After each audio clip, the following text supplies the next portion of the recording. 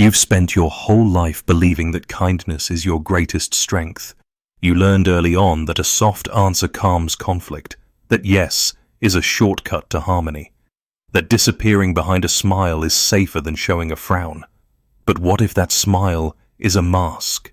And what if that mask has become your prison? Close your eyes and imagine a theater of mirrors, every surface reflecting a version of you that's polished for someone else's comfort. In front of you stands a puppet, each string pulled by the expectations of family, friends, society. You watch it nod, laugh, acquiesce, sacrificing impulse for approval. That puppet is your persona, an elaborate costume stitched together from every lesson you ever learned about being good. At first it felt protective. When you slipped on that mask, you were shielded from conflict, free from rejection. But over time, goodness hardened into armor. You no longer recognized your reflection behind the glossy veneer. Goodness is a mask, Carl Jung warned, and if you're not careful, you'll mistake it for your identity.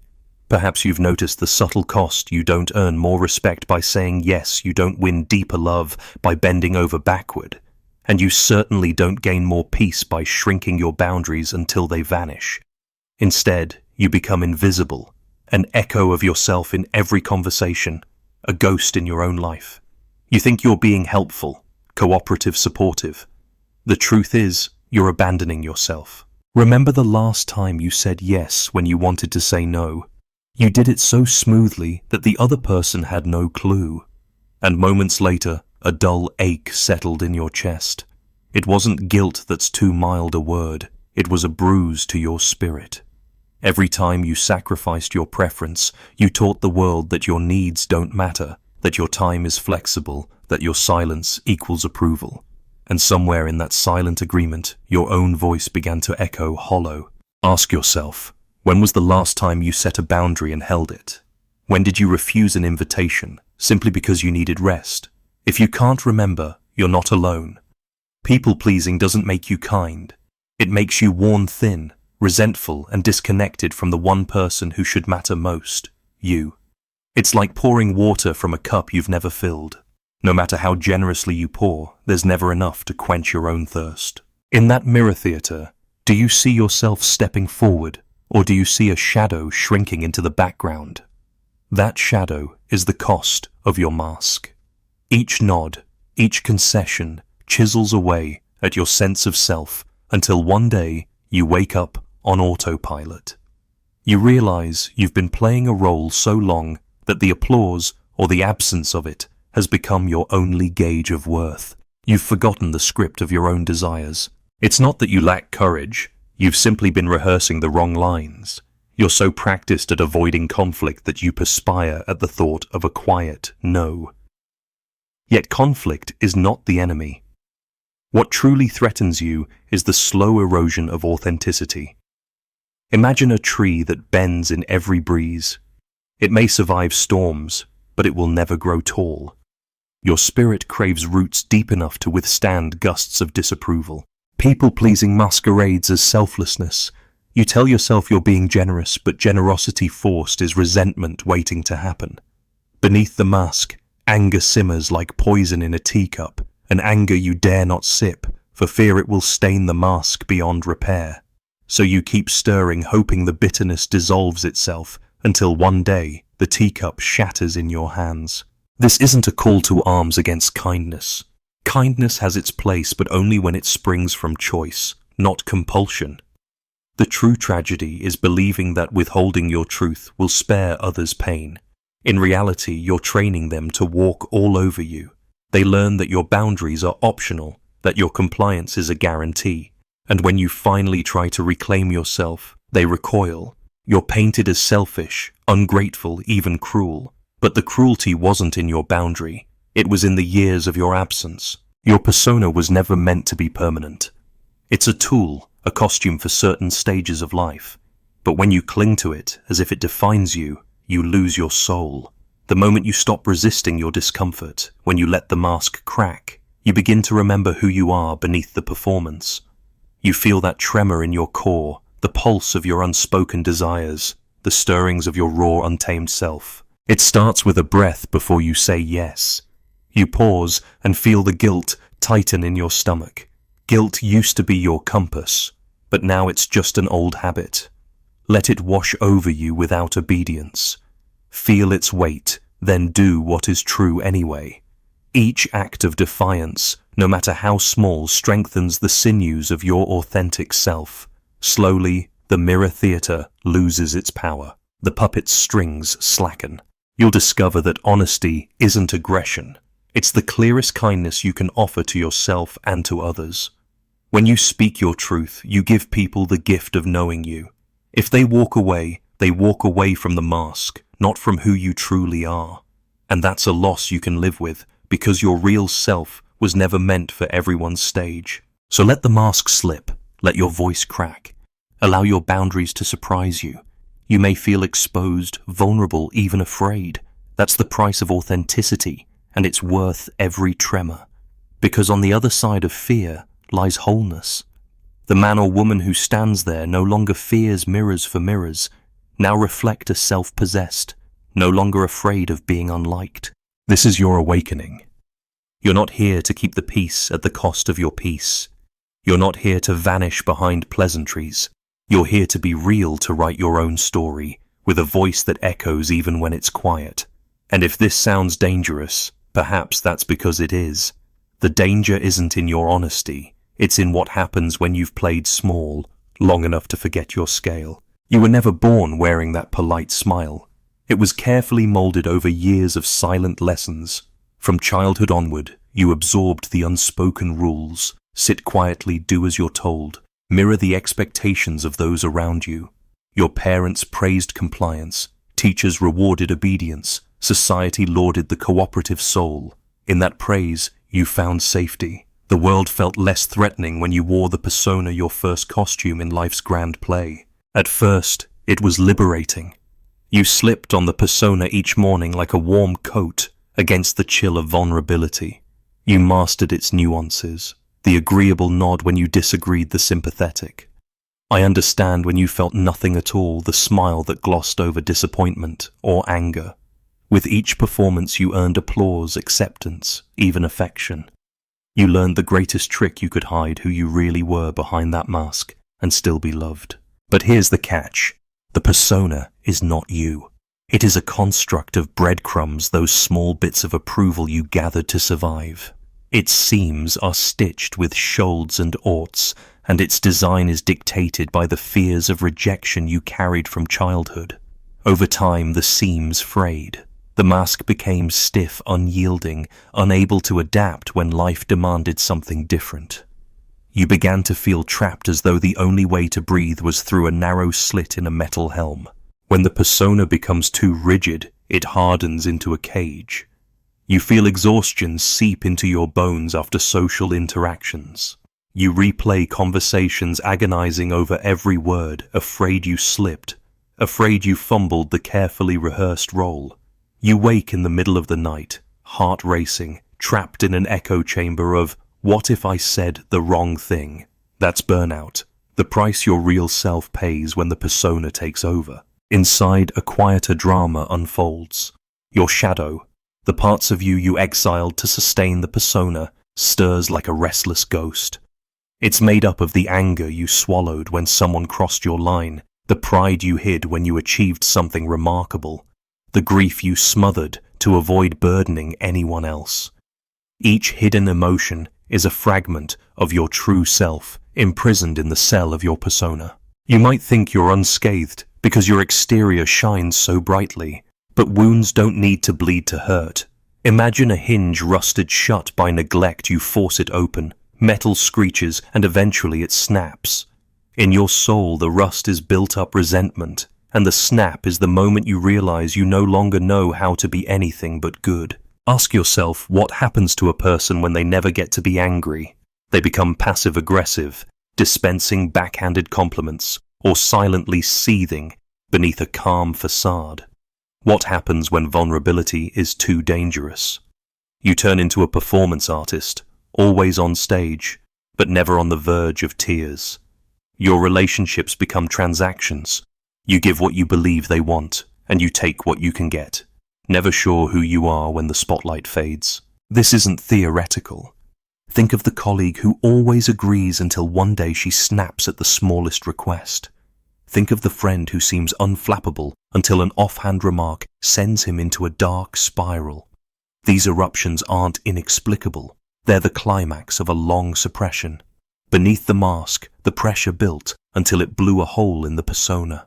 Carl Jung taught that persona and shadow are intertwined. You can't eliminate one without acknowledging the other. Deny your shadow, and the persona will tighten its grip. Let the persona be your only identity, and you will live a half-life. The goal isn't to discard the mask entirely. You still need it to navigate social norms, but to remember it's a tool, not a cage. When you begin to question the mask, you'll notice moments of dissonance. You laugh at a joke that doesn't feel funny. You apologize when you're not sorry. You say I'm fine when you're anything but.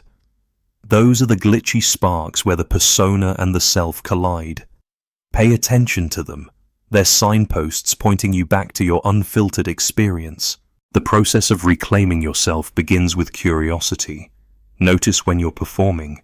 Feel the tension in your chest, the dry mouth, the urge to explain or justify. That's yourself crying out under layers of conditioning. Lean into the discomfort.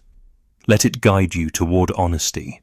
It might be as simple as saying, I'd rather not discuss this, or I need a moment alone, or that hurt, and I need you to know. None of these statements seeks to attack or blame. They reclaim your presence in the conversation. At first, others will resist. They've grown accustomed to the version of you that never inconvenienced them. When you shift, they'll feel a loss as though the story they told themselves about you has been rewritten without their permission. They may accuse you of being aloof or difficult. Stand firm. Your boundary is not a barricade. It's a declaration that your personhood matters. By honoring your needs, you teach others how to honor you. Simultaneously, you must tend to your shadow. Those exiled parts of you need acknowledgement. When shame or anger surfaces, don't bury them. Sit with them. Write them down. Whisper them into a journal.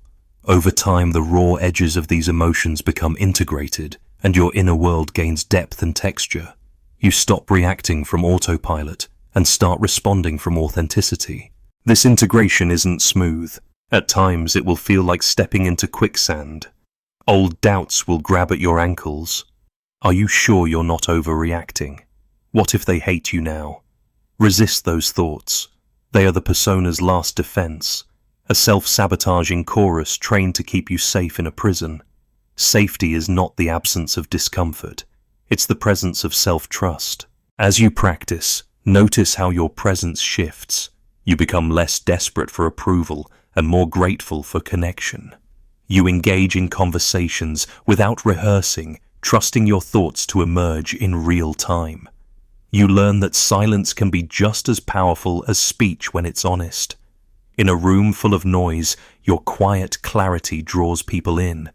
They sense something real, something grounded in integrity. In reclaiming yourself from the persona, you also redefine your relationships. Those founded on transactional compliance will fade. You will lose acquaintances as easily as you shed old skin. It can feel lonely, like standing on a shore after the tide recedes. But in that emptiness, you glimpse the horizon. New relationships form with those who appreciate your unmasked self, who celebrate your boundaries as much as your kindness. Imagine your life as a tapestry. For years, the threads were chosen by others, patterns of obligation, duty, fear. Now pick up your own threads, colors of honesty, lines of courage, textures of vulnerability. Weave them deliberately. The result may look different from what you once imagined, but it will be undeniably yours. Let this be your turning point. No longer will you endure the silent burnout of endless compliance. No longer will you confuse absence of conflict with peace. You will hold your ground with the quiet assurance of someone who has tasted authenticity's flavor and will not return to bland compromises. The persona still has its place. It will always help you navigate the expectations of social life. But it no longer commands the stage. You do. Beneath the mask, yourself stands, tall eyes, steady voice clear. You remember how to speak and how to listen not just to others, but to that unfiltered whisper inside you. Tomorrow, When the world demands you step into a role, you will do so knowingly, with full awareness of your true self behind it. And when it's time to remove the mask, you will do so without hesitation, ready to stand in the raw light of your own being. That is the freedom that awaits when you disentangle persona from self. It is not a solitary triumph, but a liberation of the spirit, a homecoming to the person you were meant to become. For decades you played the role you believed life demanded, agreeable, compliant, untroubled by dissent. You slid through conversations like a shadow, fearing any moment of friction. Then one day something shifted. Perhaps it was a single boundary you refused to blur, refusing extra work that pulled you from family dinner, saying no to a request that violated your values, or simply asking for time alone. The reaction you encountered felt like a shockwave: confusion, frustration, even anger from those accustomed to effortless compliance. In that moment, you realized the mask you wore had bruised you more than any harsh word. Carl Jung named this transformative threshold individuation. Unlike self-improvement, polishing your skills, or optimizing your habits, individuation is self-possession. It's rediscovering and reclaiming the facets of your being that were buried beneath the weight of expectations. It begins when you feel the tremor of resistance in your chest as you prepare to speak your truth, a tightening at the throat, a fist clenching at the side, the familiar whisper of guilt urging you to retreat. Yet you stand and choose authenticity. That first act of defiance feels perilous. You may label yourself selfish or cold when you politely decline someone's demands. You may hear an inner critic exclaim, "You've changed," or "Why can't you just be easygoing?" These voices are echoes of your persona's counsel, desperate to preserve the mask. But beneath those judgments lies a deeper purpose, protecting your soul from the erosive tide of perpetual compliance. When you defend your space, you affirm that you matter. Your awakening doesn't announce itself with fireworks. It unfolds in quiet moments, the stillness after refusing a request, the calm you feel when you turn off your phone instead of answering an urgent text, the relief that follows admitting "I'm struggling" rather than hiding behind a placid mask. Each honest admission stitches a piece of your shadow back into the tapestry of your identity. You begin to sense the edges of resentment dissolving, replaced by a sturdiness you've never known. In the days following your first boundary, you test this new terrain. You delay your response to an email. You refuse to soften a refusal with excessive apologies. You stop explaining why you cannot attend yet another event. Each instance feels like a small rebellion, and yet each builds momentum. The personas of nice and nurturer wobble as your unfiltered self takes up more room. Some will applaud this change, others will critique it. Hold steady. Their discomfort signals the mask cracking. They prefer the illusion because it kept them comfortable. The true crucible of individuation emerges when you face conflict for the first time. You speak up in a meeting, voicing a concern you would once have swallowed. Your heart pounds and your palms sweat, but you push through. A colleague challenges you, perhaps sharply. Instead of recoiling, you listen. You clarify, you restate your position, you refuse to suppress your point of view. No matter the outcome, you honor your voice. That experience plants a seed. Conflict is not annihilation. It is clearing the ground for your integrity. Simultaneously, you tend to your shadow, those parts you banished to sustain the mask. You acknowledge the anger that flared when someone dismissed your idea, the grief over a friendship's subtle erosion, the pride you felt at a success you downplayed. You journal these feelings without judgment, as though jotting notes on a journey. With each entry, you excavate hidden layers, learning that these emotions are not flaws, but fragments, yearning for integration. The more you welcome them, the less they erupt without warning. Integration breeds balance. You discover that kindness and boundaries are not opposites, they coexist. You can refuse a request and still care deeply. You can protect your energy without withdrawing your empathy.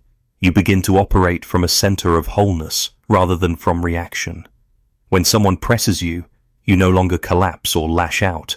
You respond from grounded presence. Your interactions shift from performance to genuine engagement. As your individuation deepens, you notice a new kind of freedom. You wake up without the familiar dread of rehearsing conversations in your mind. You sleep through the night without the echo of unsaid apologies. In gatherings, you no longer tally each concession. Instead, you engage organically. Your authenticity attracts people who resonate with the real you, and you feel lighter for it. The weight of always being on lifts replaced by an ease that surprises you. Awakening is not a one-time event, but an ongoing journey. Some mornings the old guilt returns, whispers that you've become difficult, or that you're letting others down. When it does breathe, remind yourself that discomfort is the price of growth. The old mask may tempt you to slide back into compliance, but you resist. You've tasted the strength of your own voice. Each moment you choose authenticity reinforces your self-possession. Remember, individuation is not about isolation. It's about finding your center and extending from it. You maintain compassion for others even as you guard your boundaries. You offer help when it aligns with your capacity, and say no when it undermines your integrity. Your relationships evolve, some grow stronger, grounded in mutual respect. Others dissolve, revealing that they were built on your absence rather than your presence. At the edge of this awakening, you stand more fully you than ever before. The world may offer fewer guarantees, but your inner compass is unwavering. You navigate life guided not by the applause of the audience, but by the quiet assurance of self-trust. When you look in the mirror, you no longer search for the mask. You meet your own gaze with honesty and compassion. This is the promise of individuation. A life lived from the core, where your persona is a choice, not a chain. You step into roles when needed and step back into yourself without apology. You claim your voice, honor your shadow, and integrate every part of your being. In doing so, you transform from a shape built to fit others' expectations into a presence that shapes its own reality. You've felt the stirrings of change. You've glimpsed your true self behind the mask and learned to stand in your own power. Now comes the work that cements transformation, practical steps to shatter the cycle of people-pleasing and claim your integrity. Each step may feel uncomfortable, like learning to walk on unfamiliar ground, but together they form a scaffold that supports your emerging self. 1. Recognize the guilt loop for what it is. When you first pause before saying yes, guilt slithers into your gut. It murmurs that refusal equals cruelty, that boundaries harm relationships, that you're acting selfishly. But this guilt is a conditioned reflex, not an absolute truth. It's the echo of every time you was told to be nice at the expense of your needs. The next time guilt surfaces, label it, "This is old programming." Feel the tension in your body without reacting. Take a slow breath and remind yourself discomfort is not proof of wrongdoing. Within the space between impulse and action lies your power to choose authenticity. 2. Redefine your value. For years you measured worth by your utility, how helpful you were, how willing to sacrifice, how much you accommodated. That equation is bankrupt. Real value resides in your truth, presence, and boundaries. Start by writing down qualities that define you, beyond service, creativity, humor, empathy, strength, wisdom, honesty. Each morning, recite one of these qualities as your mantra. When you hesitate to assert a need, anchor yourself in these attributes rather than in being useful. Over time, your self-esteem shifts from conditional performance to unconditional being. 3. Practice disappointing without apology. Every apology dilutes your boundary. When you say, "I'm sorry for saying no," you teach others that your no is negotiable. Instead, practice, "I can't attend that meeting. Period. No, I'm sorry. No, I hope it's okay." Use direct but respectful language. Expect surprise. People recoil when they're no longer coddled. Stand firm. Each unsoftened no is a declaration your needs matter. Over-explain, and you risk reinforcing the old pattern. Speak your refusal crisply, then let silence do its work. 4. Start small and stay consistent. You don't need to revolutionize your life overnight. Choose one modest boundary each week. It could be closing your laptop at 6 p.m., turning off notifications on weekends, or declining an extra favor. Each successful boundary builds confidence and weakens the persona's grip. Consistency matters more than grand gestures. Even when the world pushes back, hold your ground gently but firmly. Consistency teaches your environment this is the new normal. Don't get discouraged by setbacks. They're part of the learning curve. 5. Embody the new standard. Once you've practiced small boundaries, scale up. Embody refusal and authenticity in every context. Work, family, friendships. When you feel the old urge to acquiesce, pause and revisit steps 1 through 3. Let your behavior align with your redefined value. This isn't a performance, it's your new baseline. People who relied on your compliance will test you. Let them. Their discomfort is temporary. As you embody the new standard over time, you'll notice a shift. Your relationships recalibrate. Transactional connections fade, genuine ones deepen. Throughout these steps, monitor your inner dialogue. Replace self-criticism with self-compassion. Celebrate each boundary, upheld each moment of honesty. Journal your progress. Note the guilt that arises, the ripple effect of your no, the relief in your chest. Track how your energy shifts from depletion to renewal. Over weeks and months, you'll witness the metamorphosis from a people pleaser, defined by others' needs, to an individual defined by integrity. Remember, this process is neither selfish nor cold. It's a reclamation of your humanity. You're not constructing walls, you're aligning actions with truth. Each step is an affirmation that you belong to yourself first. And from that grounded self, you extend kindness that is real, sustainable, and untainted by inner erasure. Stepping into your unmasked self is like emerging from a fog into crisp daylight. The world looks the same, yet everything feels newly vibrant. You no longer drift through interactions aimlessly. You engage with intention, presence, and authenticity. This shift reveals 2 profound transformations. First, the relationships you maintain become reflections of mutual respect rather than one-sided transactions, and second, an inner freedom blossoms, a peace unshaken by others' opinions. For years you measured connection by your willingness to yield. The more you accommodated, the safer you felt. But that safety was illusory, built on shaky ground that erased your needs. Now, as you practice saying no without apology and honoring your limits, you discover that relationships born of compliance naturally fall away. Those who benefited from your self-abandonment resist the new you. They may accuse you of change or distance. Let them depart. Their departure is not rejection of your worth, but a clearing of space for authenticity to flourish.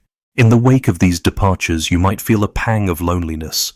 It's a hollow echo where superficial ties once cluttered your life. But that emptiness is fertile soil. Into it you sow the seeds of real connection. You reach out to those who appreciate your directness, who value your truth as much as your kindness. Conversations become exchanges of genuine selves you share. Honestly, they respond with openness, and both of you leave feeling seen and heard. There is no more guessing games, no more emotional debt accrued by silent concessions. You've traded hollow approval for wholehearted engagement. In these authentic relationships, boundaries are honored rather than tested. A friend asks for a favor. You assess what you can genuinely give. If you say yes, you do so willingly, bringing your full presence without resentment. If you say no, you do so with clarity, and the friendship holds its ground. No guilt, no second guessing. This dynamic reshapes your social world. Connections deepen, and you become known not as the accommodating helper, but as the person who speaks and listens truthfully, creating safety for others to do the same. Parallel to these evolving relationships, an inner freedom takes root. Imagine a bird released from a gilded cage. The cage may have looked beautiful, but it confined the bird nonetheless. Your persona was that gilded cage, shiny, acceptable, but restrictive. Now, without it, your spirit soars. You no longer calibrate every word for maximum likability. You no longer agonize over imagined judgments. Instead, you live from a core of self-trust, where your worth is inherent, not contingent on performance. This freedom carries practical benefits.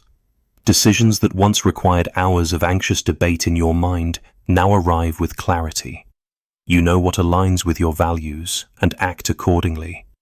You recognize when obligations drain you rather than uplift you, and you gracefully step back. Your calendar reflects this shift, spaces open for rest, creativity, and spontaneous joy. You rediscover hobbies you abandoned, passions you silenced, and self-care practices you deemed selfish. As you prioritize these, your energy replenishes itself rather than being endlessly siphoned off by unseen demands. A powerful byproduct of this rebalance is resilience. You face criticism without crumbling because your identity is no longer tethered to external validation. You may still feel discomfort hearing, "You've changed," can sting, but it does not fracture your sense of self. You understand that true acceptance comes from alignment with your own truth, not universal approval. This inner resilience equips you to navigate life's inevitable challenges with equanimity rather than fear-driven compliance. On the flip side, you cultivate empathy with greater authenticity. When you listen to someone's struggles, you do so from a place of open-hearted presence, not from a compulsion to fix or appease. Your advice, if offered, is sincere and untainted by hidden motives to regain favor. And when others express their boundaries to you, you honor them because you understand their necessity. You recognize the courage it takes to stand firm, and you respond with respect rather than frustration. As this pattern solidifies, you notice a subtle but profound shift in your inner dialogue. The old mantra of, "I must be liked to belong," fades into silence, replaced by, "I belong because I am myself." You catch yourself thinking less about how you appear and more about how you feel. You trust your instincts rather than override them for the sake of politeness. You welcome discomfort as the antidote to stagnation, knowing that growth resides on the edges of unease. This journey also ripples outward into your creative and professional life. Ideas you once hesitated to voice now surface boldly. You propose innovative solutions in meetings without preemptive apologies. You write, paint, or speak with the full weight of your convictions, igniting inspiration in others. At work, you negotiate from a place of mutual benefit rather than from a posture of fear. You attract collaborators who respect your boundaries and reciprocate your honesty. In doing so, you cultivate environments where authenticity thrives rather than retreats. Ultimately, you achieve what Jung described as wholeness, integration of persona and shadow into a harmonious self. You're neither a mask nor a collection of buried emotions, but an indivisible whole that moves through the world with integrity. People may still misunderstand you. Authenticity always risks being labeled rude or harsh by those accustomed to managed impressions. Yet you've come to understand that honesty can feel aggressive only because it disrupts old expectations. You welcome the disruption because it clears the way for genuine connection. To sustain this wholeness, revisit the practices that initiated your transformation. Continue pausing before agreeing, redefining value, refusing apologies for standing firm, and scaling boundaries as you grow. Keep journaling your shadow material and celebrating each fragment you welcome back into your conscious life. Let these rhythms become as natural as breathing, anchoring you in self-possession. As this final act of your scripted journey draws to a close, envision yourself standing before the mirror theater once more. The walls of reflections remain, but now you occupy the center stage without fear. The puppet strings have fallen away. Your reflection is neither a mask nor a shadow, but the luminous totality of your being, fierce and vulnerable, assertive and compassionate whole. You will stop pleasing people, not because you've hardened against connection, but because you've awakened to the truth that you cannot serve anyone by disappearing. You will speak no when it protects your soul, and yes when it honors your heart. In that balanced dance, you will find peace that needs no validation, love that flows freely, and a life that is unmistakably yours.